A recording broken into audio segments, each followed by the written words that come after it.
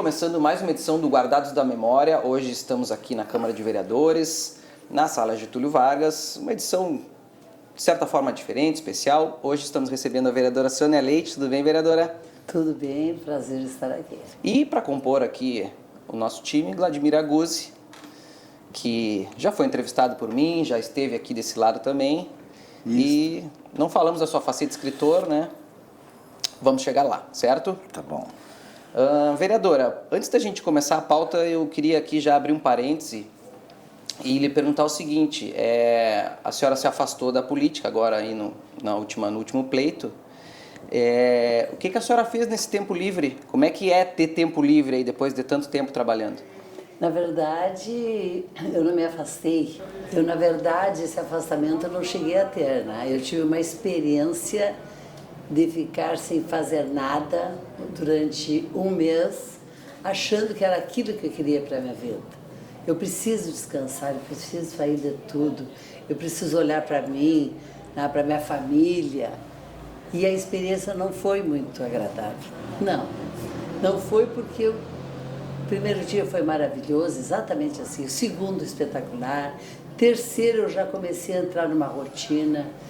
Eu não gosto da rotina, então aquele tempo que eu tirei para mim, dizendo que deixei de ser vereadora, foi uma opção minha, mas trabalhei minha cabeça mais de ano para isso. Sim. E aí eu não sabia que aquilo não era para mim. Mas aí chegaram os convites. O primeiro convite que já tinha sido feito há muito tempo pelo deputado Pedro Westphalen, queria que fosse com ele, trabalhar com ele aqui na região, enfim. E veio a proposta do prefeito Edivaldo Lara.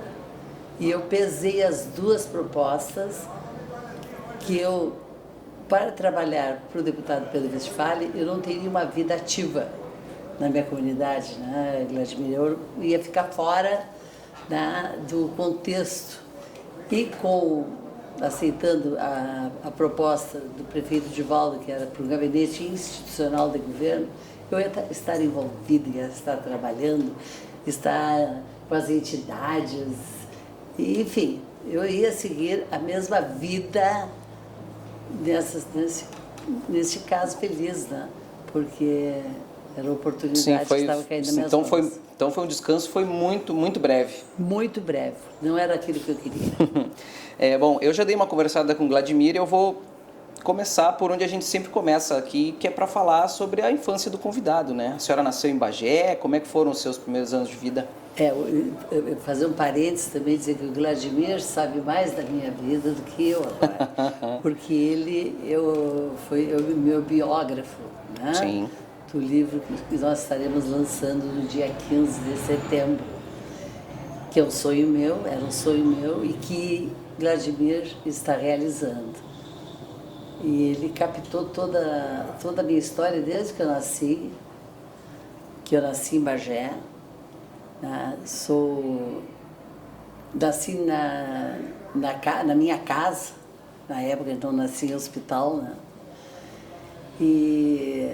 E a minha infância foi uma infância feliz, uma infância daquelas que hoje não se tem mais, né? Uma infância livre, uma infância com muitos brinquedos, não dos de hoje, mas eram os boizinhos que a gente juntava os ossinhos, né? Jogava pedrinhas, tudo que a criança brincava antes nós tivemos. Nós éramos 7 irmãos com diferença de 10 anos. Quando o último nasceu, a primeira tinha 10 anos, sendo que 2 ficam com a mesma idade no mesmo ano. Sim. Então, imagina 7 crianças livres, numa casa com 25 peças, uma granja, tambo, carroça, carrinho de mão. Foi uma vida totalmente agradável, né?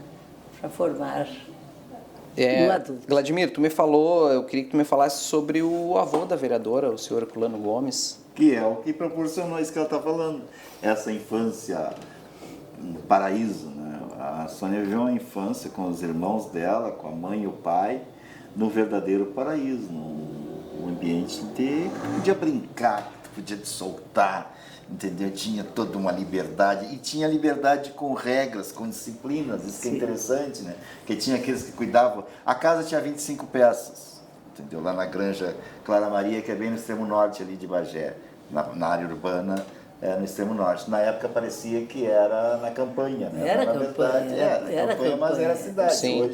Hoje está pertinho, né? Está no perímetro urbano, né? E quem construiu aquela base foi o avô, Herculano Gomes, né? Herculano Alcina Gomes, que tinha algumas ideias maravilhosas, ideias revolucionárias, assim. Nós estamos falando nos anos... Ele veio para cá nos anos 20, nós estamos falando nos anos 30, 40, 50, que foi quando ele conviveu aqui em Bagé, e que era um cara além de seu tempo, né? Era um cara que sabia já o que era a natureza, como que é que tu ia trabalhar com. Eu já falava que Bagé ia ter grandes secas.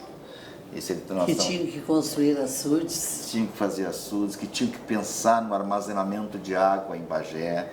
Entendeu? É um cara que trouxe para cá o gado Jersey para Bagé, da Inglaterra, entendeu? Exemplares trazidos da Inglaterra para cá. É um cara que fez, junto com o pai da Sônia, por exemplo, o leite pasteurizado. É uma coisa pioneira. Sim. Aliás, no prefácio do livro, o Juca Jorge, que conheceu ele, conviveu com ele, cita bem, claro, como é que isso aconteceu em Bagé. Depois eu reponho no livro, mas o mérito ali é do Juca Jorge, que participou dessa feira que trouxe que fez essa inauguração do leite pasteurizado em Bagé. Imagina. Existia isso. Que não existia. Era o leite no campo. No mundo, né? Foi o primeiro. Segundo ali o Juca diz, o primeiro que fez isso. Nós estamos ou falando em Brasil ou falando até em mundo, vamos dizer assim, né? Que é pelo pioneirismo que ele narra ali. E aí lá nesse paraíso construído por ele, que ele fez isso exatamente para que o pai da Sônia, que viesse a casar depois, né? Se a gente pudesse ter um lugar assim, onde tinha vários tipos de...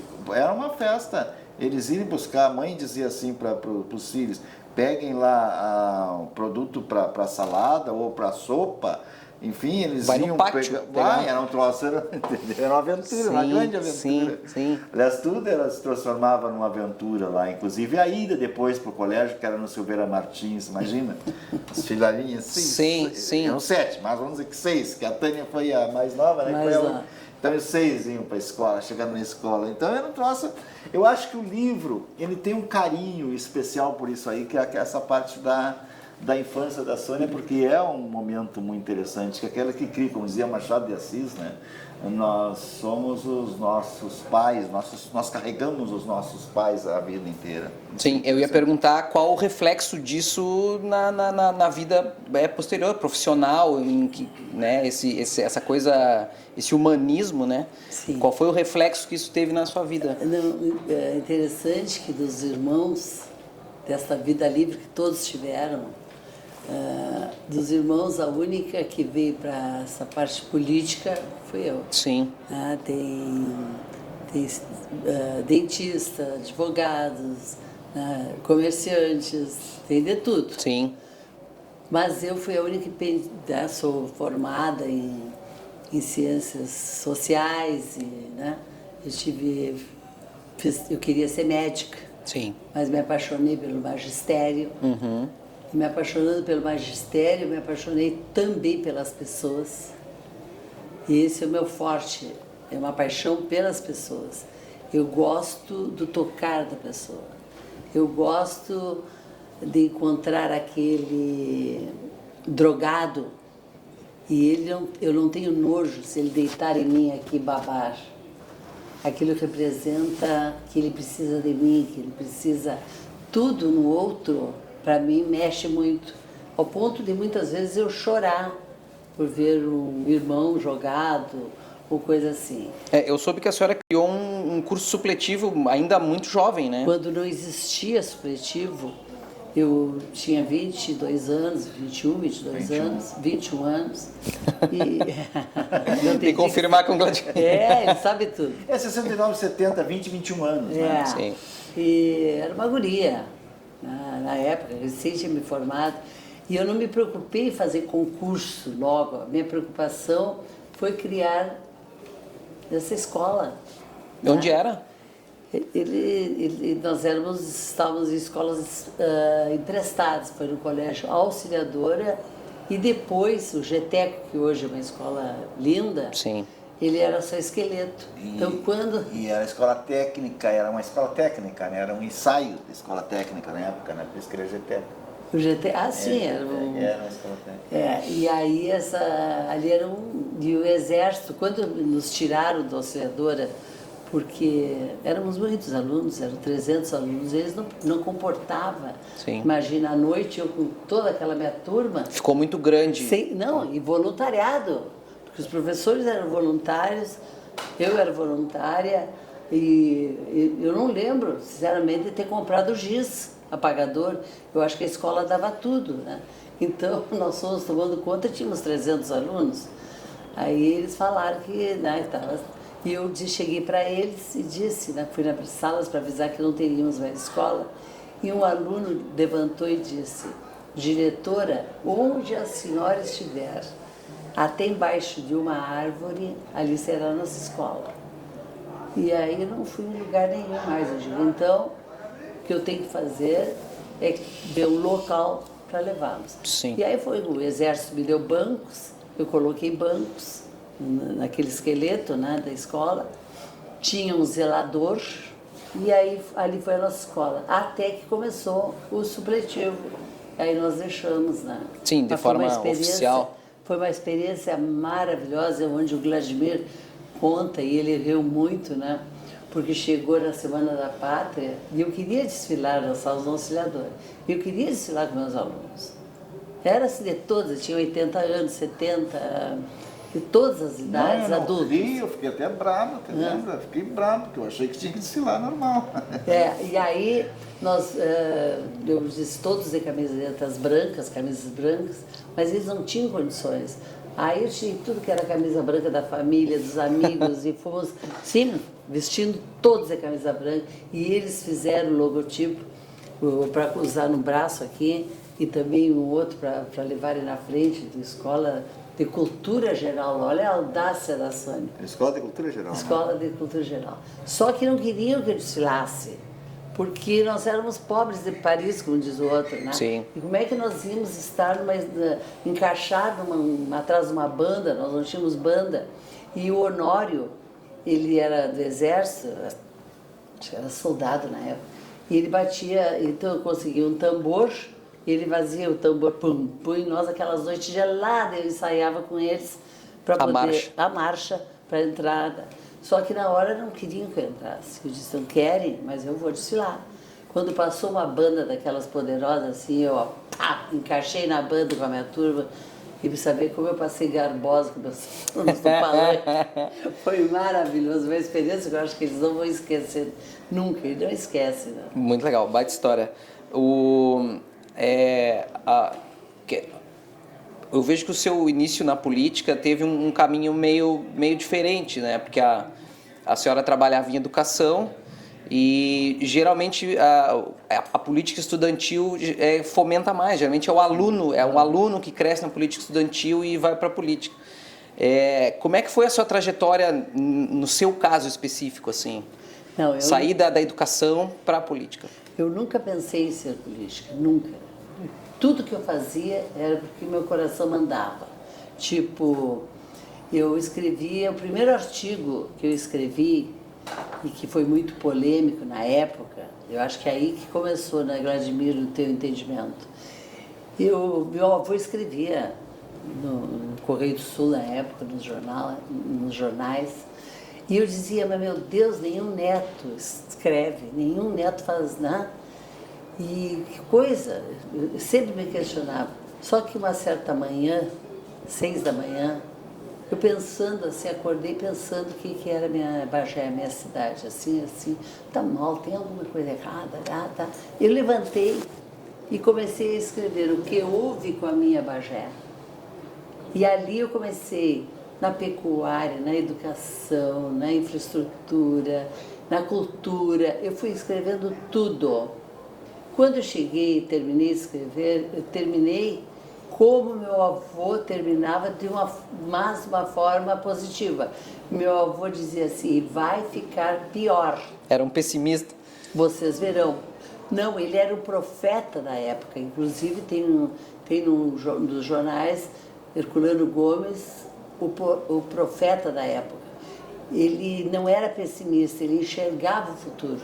Porque ele via que os políticos da época, como é que ele dizia? Eles não eram... Não eram técnicos. Ele defendia que o prefeito de Bagé tinha que ser um cara técnico, um cara com conhecimento, e não um político.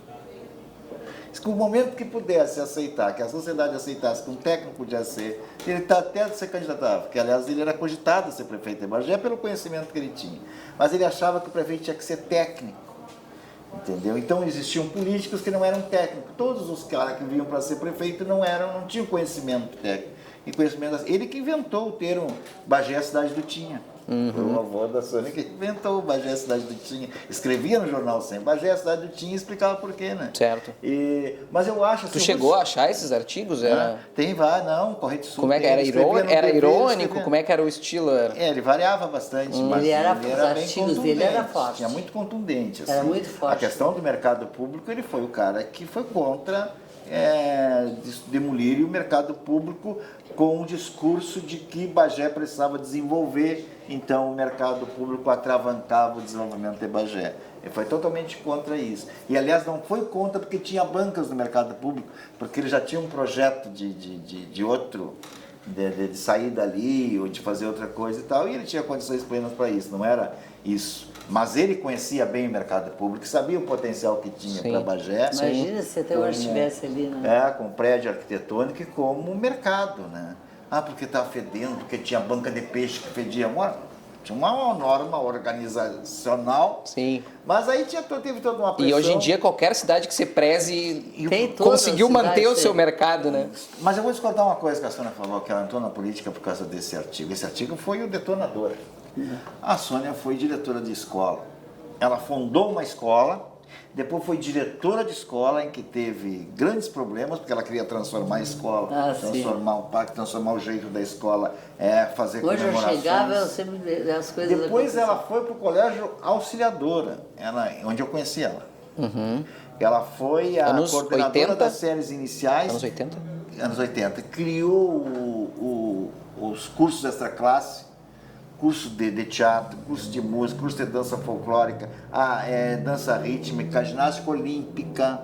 Teatro, entendeu? Onde teatro, ele veio. Exato, que ali que eu conheci ela, que a gente fez grandes eventos, fazia transformou o Auxiliadora. Aliás, aumentou até o número. Não, eu peguei com uma turma com 20 alunos e outra turma que não estava formada. Eu deixei com 25 turmas super lotadas. Turmas. E também saiu assim, abruptamente, está no livro, depois para o pessoal que quiser acompanhar como é que foi essa história, de repente ela não estava mais no colégio, entendeu? E de repente ela já estava na coordenadoria, que ela já era funcionária do Estado, coordenadoria da educação. Aí daqui a pouco ela é convidada pelo trabalho que fez no Auxiliador, pelo trabalho que fez em outra escola, para participar do governo municipal, no governo Luiz Calil, na Secretaria de Educação. Como diretora de ensino. Sim. Como diretora de ensino, teve que visitar todas as escolas de Bagé, fazer transformações, mudar como é que era aquele estilo e tal. Teve o apoio das diretoras, e tem um fato bem interessante, isso aí bem curioso no livro, que é emocionante, entendeu? Tem até algumas diretoras que eu conheci ali, que estão sendo narradas no livro, né, que fizeram... É que contar aqui eu vou dar spoiler, não é bom dar spoiler. Não. Nós estamos num momento em que não se dá spoiler, né? Sim, mas vale a pena... E aí, então, quer dizer, existe uma trajetória toda. Ela não conhecia como é que funcionava a Câmara de Vereadores. Sim. Aliás, eu conversei com o Mauro, filho da Sônia, e ele dizia, não, mas eu achei que a mãe já era da política. Entendeu? Sem si a pessoa é. Sim. Entendeu? Sem si a pessoa consegue ser. E acabou, acho que o que detonou, ela via a cidade que estava suja, que estava esburacada, que estava com problemas, e aí ela envolve todos os problemas da cidade num artigo de jornal.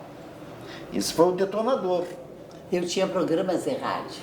Aí foi por causa do artigo foi convidado a fazer um programa de rádio. Exatamente. Entendeu? Começou. E engraçado que ela preocupava quando ela se aposentou do magistério, ela se preocupava com isso, o que eu vou fazer? Ela conseguiu, além de escrever artigos para jornal, ter programa de rádio, ainda teve 2 empresas. Uma de congelado e uma de eventos. Eventos culturais. Nunca imaginei. Educacionais. Nunca imaginei. Entendeu? Sim, Então tinha uma outra coisa, não é? Sim, é meio hiperativa, né? Eu sempre consegui. Para que até um segundo. Eu sempre consegui fazer tudo. E dizem que quando a pessoa quer fazer tudo, ela acaba fazendo, não faz bem feito. Não, eu fazia tudo e procurava fazer. E não para porque não bem quer. feito. Né? Não para porque não quer, porque ela tem um paraíso em Torquato Severo. Sim. Porque ela pode ir para lá. É uma Só situação- contemplar. Ah, Só contemplar. adoro falar, adoro. Mas as rádios, por exemplo, isso aí que eu acho que o meu ser, eu ser como sou, eu estava deitada e ia escrever um artigo, olhava a geada branquinha pela janela do quarto, que eu moro no sítio, né? E eu pensava, meu Deus, essa geada cobre a miséria. É como se fosse um manto de Nossa Senhora cobrindo aqueles chalezinhos, cobrindo a fome. Eu sempre tive muito esse lado de ver, aí saía, né? Um artigo brotava tudo da realidade. Nenhum artigo foi feito assim. Eu vou falar sobre tal coisa que vai dar ibope. Não. Eu falava sobre o que acontecia no dia a dia e era bastante interessante porque eu falava o meu sentimento, né? E às vezes até chorava quando eu escrevia porque aquilo saía tanto da alma. E no programa eu dizia assim, eu daqui, eu terminava assim, e você daí, seremos muito felizes. Porque eu achava que tinha que as pessoas, eu sempre tenho isso, eu acho que a pessoa não precisaria ter padrinhos, ter alguém que indique, o QI, né? Sim. Que indique. Eu acho que a pessoa tinha que ser ela. Quando chegar na frente de alguém, vou chegar no Vladimir, e ele me olhar como eu sou, e não foi indicada por tal para chegar até aqui. Eu acho. E quem não tem, como é que fica? Fica perdido. Oportunidade é o nome disso, né? É. Então, o que eu posso fazer para ajudar todo mundo, eu viro cambalhota. A senhora lembra quando a senhora já se elegeu no primeiro pleito? Eu fiquei como suplente. 900 e, tu deve saber. 927. 900 e poucos votos. Pouco, depois assim, tinha um Manuel Machado, ficou 3 votos na frente. Alguém ficou com um pouquinho mais que eu. Era PDS, já era PPB? PPB. Já era Na PPB. eleição 96 já era PPB. Mas a senhora chegou a já assumir cadeira? Eu assumi porque o prefeito na época, o Dr. Carlos Zambuja, puxou a doutora Elda para a secretaria e o vereador Afonso Ram também para uma secretaria. Sim. Agricultura e pecuária. O Manuel Machado também para Manuel assistência Machado era social. o primeiro suplente, foi para assistência social.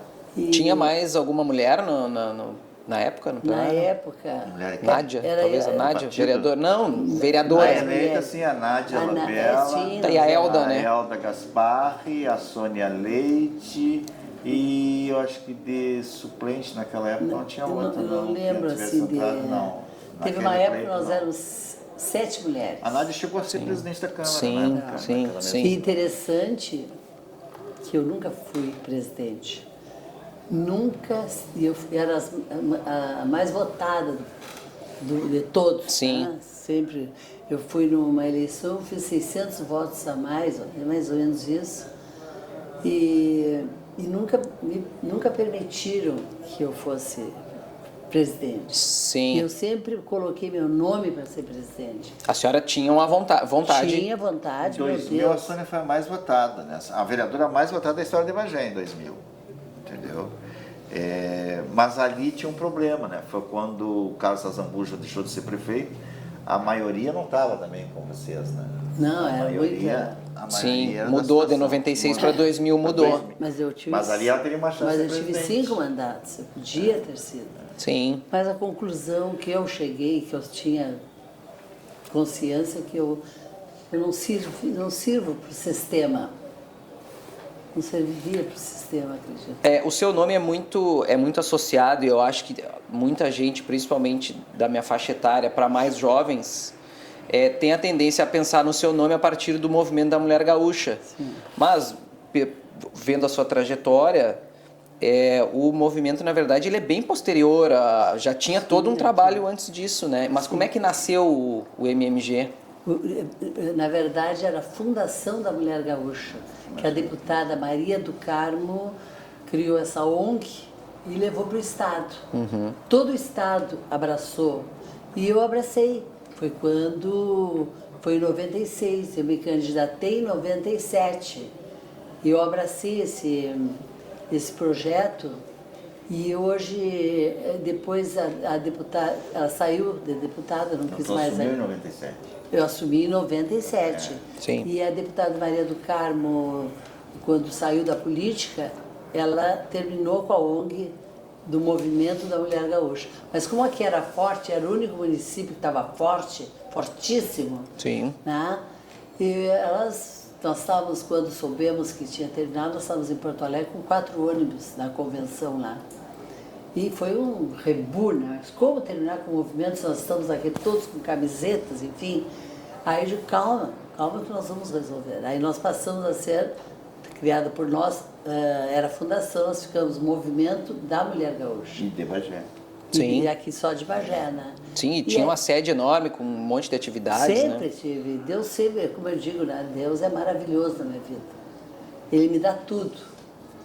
Ele me joga nos problemas, inclusive, né? É bom citar que quando, no primeiro ano de 97, desde 95, o Lar da Criança Santo Estevão estava para fechar. Sim. Mas eu só ouvia isso em rádios, os políticos indo a Porto Alegre, a Brasília, viviam nessa função. E aí, em 97, o Valentim Casales disse na difusora que eu seria a única pessoa que poderia salvar o Santo Estevão, seria eu. E aí... O Valentim acertou assim no alvo, né? Foi na entrevista na difusora. Ela estava numa reunião do partido. Né? E alguém foi lá e disse no ouvido dela, né? A Verlaine me falou. Chegou e disse assim para ela, olha, na entrevista na rádio, professor Valentim foi vereador, foi presidente da Câmara. Presidente da Câmara. Ele chegou e disse na rádio que só a Sônia Leite pode salvar o Lar Santo Estevão. Mal terminou, nem terminou a reunião direito. Nem terminou, você tocou lá pro Lar Santo Estevão para ver o que era. Para ver o que era, era tardinho, meu marido foi junto, eu já fui no Reverendo Guedes, tudo naquele momento. Porque o Lar Santo Estevão, o Reverendo Guedes, que era da igreja Anglicana do Brasil. que era o que... Mantenedora do lar.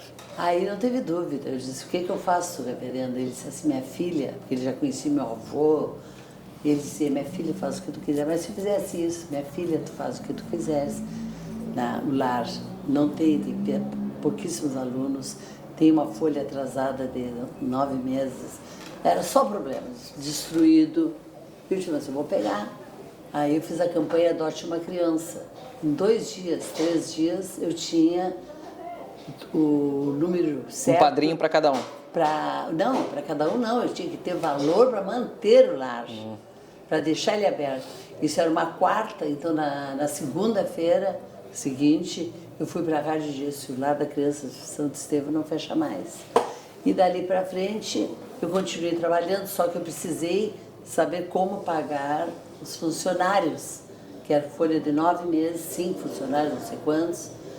Aí quando eu cheguei para ver, alguém pagou. E até hoje eu não sei quem pagou. As dívidas que tinha. A dívida, Sim. que era gigantesca, eu não sei quem O pagou. anônimo foi lá, um benfeitor, um anjo, né? Sim. Um anjo. Sim. Foi lá e pagou. Foi lá e pagou, porque sabia da minha intenção. Ué, tá pago.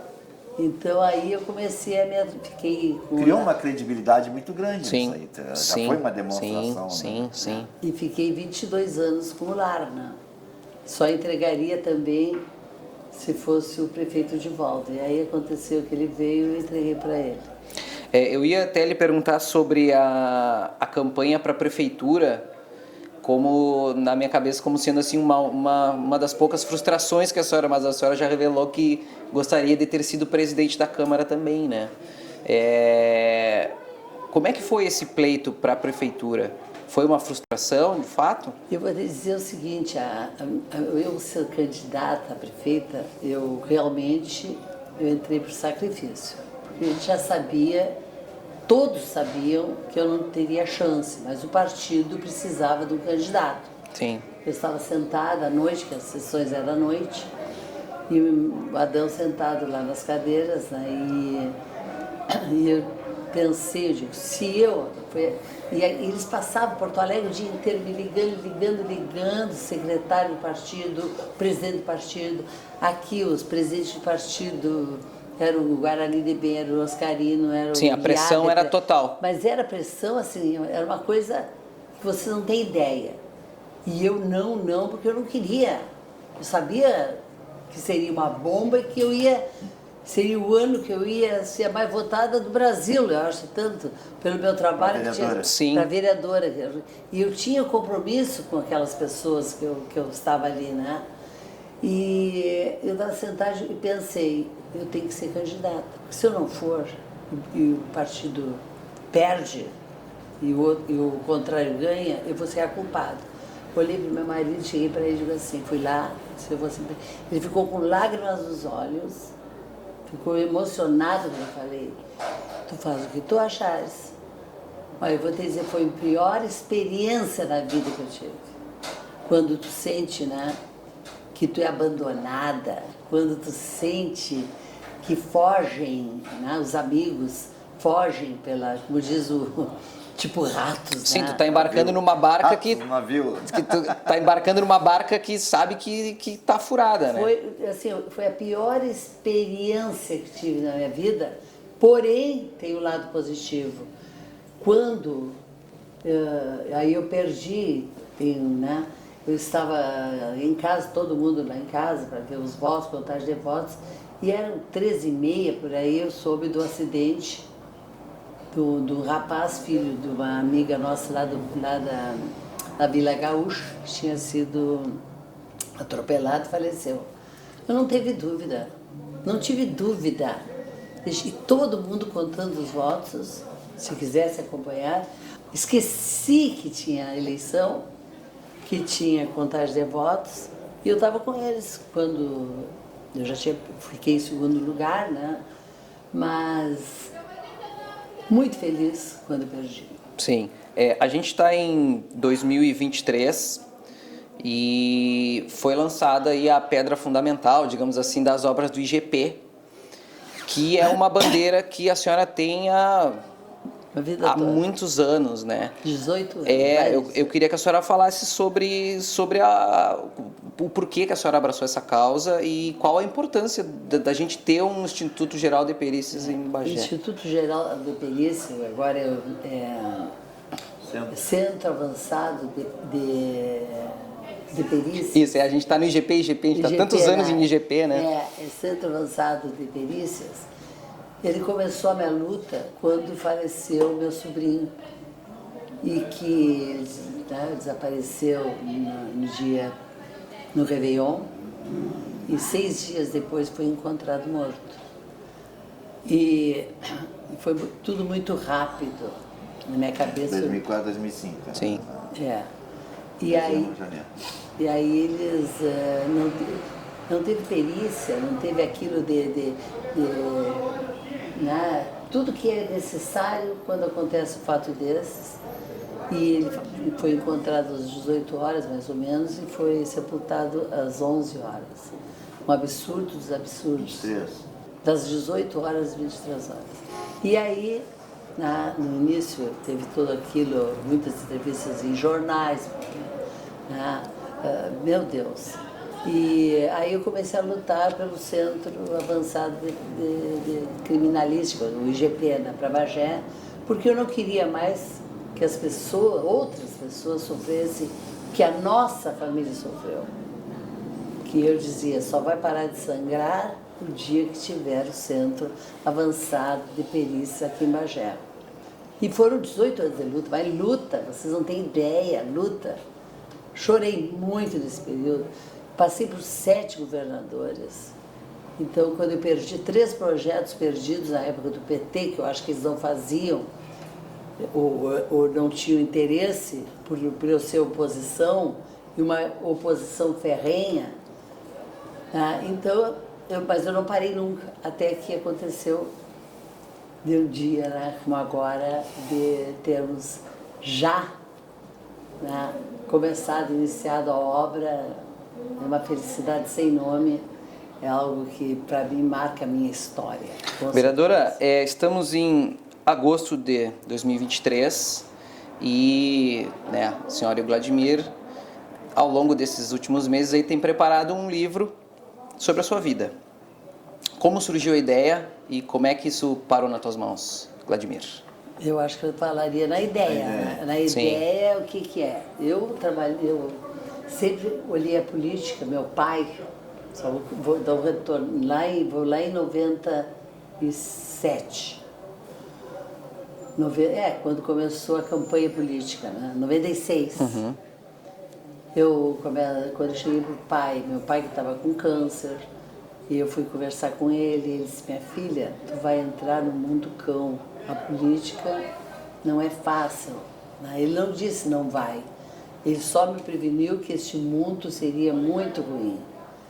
E outras pessoas diziam que aqui eu ia ficar igual aos outros, que eu ia me corromper, e aquilo batia na minha cabeça em todos os momentos da minha vida. Mas eu tive, na minha formação, princípios, valores, ética, coerência, tudo isso está inserido no meu ser. Né? Então a política eu fiz dessa forma. Eu não me corrompi nunca. Eu saí com as mãos branquinhas, eu nunca respondi um processo. E nunca errei assim, ó, mesmo sozinha, com outra pessoa querendo tirar vantagem, eu não entrava estando em campanha política. Fora da campanha política, eu faço mundos e fundos. Eu ajudo as pessoas, faço o que tiver que fazer. Agora, chegou a campanha política, eu tenho que fazer tal qual. Eu acho que eu cheguei à conclusão que tudo está assim, porque as pessoas, na hora de uma eleição, elas trocam um voto por um prato de comida, por um pastel, e depois não tem interesse em fazer. Isso na minha cabeça. E eu quis deixar, isso aí eu queria deixar um legado para as gerações futuras. E eu tive a felicidade, né, que a vida dá umas viravoltas. Eu tive problema na primeira, quando eu comecei, foi antes da pandemia. O livro foi iniciado por uma outra pessoa, outra jornalista, e daí não deu certo. E diversos nomes vieram, porque eu queria o livro, não importa, não ia fazer. Graças a Deus caiu na mão do Vladimir, que ele não é só um escritor, a literatura não é só um literário, não é? Ele fez deste livro algo que eu não imaginava, Ele entendeu, ele interpretou a minha vida, tal qual a minha vida, e foi a fundo. Tem momentos que... Você assistiu Meia-Noite em Paris? Sim. Ó, vamos ver agora. O cara estava ali parado, ali sentado, daí passou aquele carro, parou. Ele entrou. E entrou. E aí ele viajou, foi lá para aquele tempo. Ele entrou nessa viagem. Viajou, e foi na viagem, mais ou menos isso, se empolgou com a viagem. Porque é uma viagem assim interessante. E tinha uma coisa assim que me chamava a atenção, né? Na Sônia. Eu vi a Sônia várias vezes na tribuna, a favor e contra. Entendeu? A favor e contra que eu digo, em 97, 98 eu voltei para Bagé e a Sônia era a vereadora do PDS, eu chamava de PDS-PP ainda, né? Sim. E eu era no caso do PDT. Ou seja, nós éramos antagônicos de oposição desde lá de trás de 1982, 83, 84, 85, Sim. quando se concorria. Porque Bagé, para quem não sabe, Bagé sempre brigou. Sempre foi uma luta muito grande na política. Nós temos os Maragatos lá atrás, de 1893, talvez antes. Nós viemos brigando assim, né? Depois republicano, o pessoal da Federalista. Federalista, né, que foi fundada aqui em Bagé, o Partido Federalista, inclusive, e sempre brigando. Passamos aquele 23 com briga e tal, vemos a PTB e PSD antigamente e tal, e aí vemos, aí tinha uma época que era, para quem não sabe, PDT e PDS, entendeu? Era isso, Sim. as coisas vão mudando. E quando eu conheci a Sônia política, porque a Sônia mesmo eu conheci lá nos anos 80 no Auxiliadora. A Sônia estava aqui sofrendo na Câmara. Tem um negócio que eu ponho ali no livro ali, que eu fui testemunha disso. A Sônia sendo humilhada por ser suplente, não ser titular. Sim. Entendeu? A Sônia nem vereadora é, a Sônia não pode suplente. se posicionar. Aí 2 anos depois ela vem para uma reeleição, né, que concorre a vereador de novo e é a mais votada. Até perguntei para ela, imagina. E sai da Câmara, com a minha vinda, com o trabalho que eu desenvolvi naquele período, a Câmara, você pode verificar nos anais aí, que a metade foi trocada. Sim. As pessoas mudou completamente. Mudou o perfil do candidato. Quem era dos eleitos, né? Os eleitos. Então, assim, caiu na minha mão, eu que gosto de escrever, eu gosto da história, é uma aventura, né? Uma aventura que vem lá dos ancestral da família da Sônia, que é uma trajetória política de Bagé que eu vivi, que eu acompanhei, por jornal principalmente, quando eu escrevi colunas políticas, etc., né? Além dessa parte aí de eu ser de um lado. Tu tinha os quadradinhos, aqueles que tu... Pílulas políticas. Pílulas políticas. Que, aliás, o avô dela tinha uma coluna Pílulas Políticas, sabia? Eu não vim saber. O João Batista Benfica, do Correio do Sul, proprietário do Correio do Sul na época, que nas pesquisas lá que nós descobrimos que tinha Pílulas Políticas, que era escrita pelo avô da Sônia, foi uma coincidência. Aí depois escrevi Papo de Elevador, enfim, mas a Sônia sempre estava ali, né? Como personagem. Sim. Ela ficou brava comigo, quem olhar o livro vai saber por quê, entendeu?